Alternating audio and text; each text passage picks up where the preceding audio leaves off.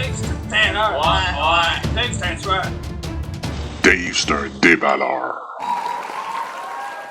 Yes sir, salut tout le monde, Dave le déballeur. Et aujourd'hui, j'ai en ma possession la boîte de Trilogy 2022-23. Donc, le produit 21-22 de ce... En fait, l'année 2021-22 de ce produit-là a été annulé. Par contre, vous pouvez retrouver des cartes de Trilogy dans le Extended 2021-22, soit la boîte rouge là, de Extended. Qu'est-ce qu'on peut retrouver dans cette boîte-là? On peut retrouver au moins une carte autographiée, comme c'est écrit en avant, et une carte Memorabilia, soit une carte de chandail ou une patch. On retrouve aussi les fameuses Rookie Premiers. Donc, il y a 3 niveaux à ces cartes-là. Il y a le niveau 1, 2, 3. Le niveau 3 étant le plus rare.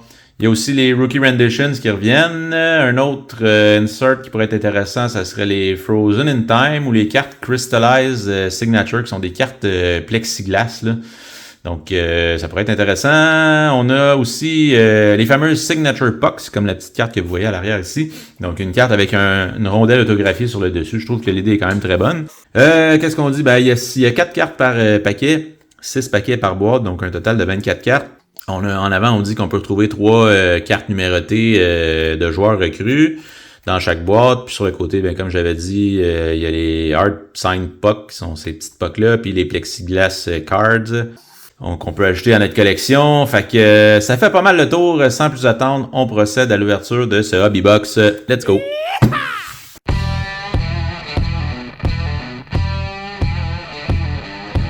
Donc, en avant de la boîte, on a les 3 joueurs qu'on recherche, les 3 joueurs recrues les plus recherchés, dans le fond, Matt Boldy, Matty Beniers, puis Owen Power.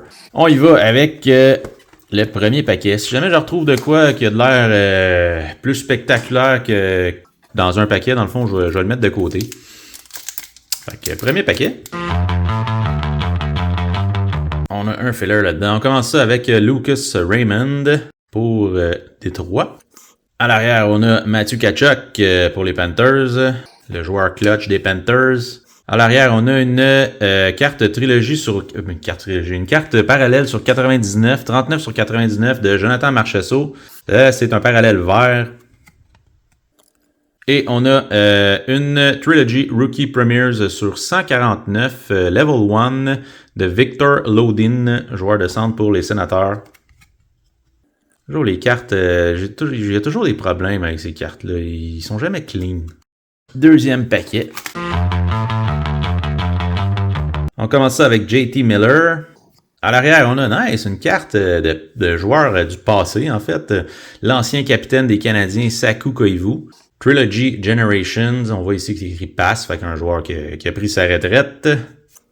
On a à l'arrière David Pastrnak pour Boston. Et une Trilogy parallèle rouge, j'imagine, sur 299 de John Carlson. Le prochain paquet. On commence ça avec Patrice Bergeron pour Boston. On a une Rookie Renditions de Owen Power. À l'arrière, on a Johnny Gaudreau, Blue Jackets. Et on a quelque chose de vert, une Trilogy Rookie Premiers de Shane Wright sur 49, level 3, level 3 en fait, donc le niveau le plus rare de Shane Wright. Nice, 7 sur 49. On est rendu au 4e paquet. Jack Eichel pour Vegas, qui fait bien en ce moment dans les séries. À l'arrière, on a Shane Pinto, sénateur. Et on a une Trilogy Rookie Premiers. Est-ce que ce sera la version autographiée? Non. Samuel Fagemo pour les Kings de Los Angeles. Numéroté 914 sur 999. Et à l'arrière, on a une autre Rookie Premiers sur 149. Un autre joueur des Kings. Autographié de Jacob Moverare. Donc un sticker auto. Pas l'autographe la plus spectaculaire, on va se le dire. 110 sur 149. Le prochain paquet, le 5e. Ici, on va avoir notre carte Memorabilia qui est un Jersey Card. On a Austin Matthews. À l'arrière, on a Danny Heatley, joueur du passé pour les Sénateurs de Ottawa. Et on a notre... est-ce que c'est... Non, ok, c'est Marco Rossi. Ouais, exact. Marco Rossi, Jersey Card, numéroté sur 499, Trilogy Rookie Premiers Jersey, avec un bout de chandail vert. 4,55 sur 4,99. Marco Rossi pour le Wild. Et le dernier paquet. Alex Ovechkin, Capitals. On a un joueur Future Trilogy Generations. C'est Quinton Byfield pour les Kings. À l'arrière, on avait Mikko Rantanen pour Colorado. Et une Rookie Renditions de Ken Johnson. C'est un parallèle rouge, si je ne me trompe pas, celle-là. Numéroté 792 sur 799. Donc, pas pire. On va faire le petit wrap-up.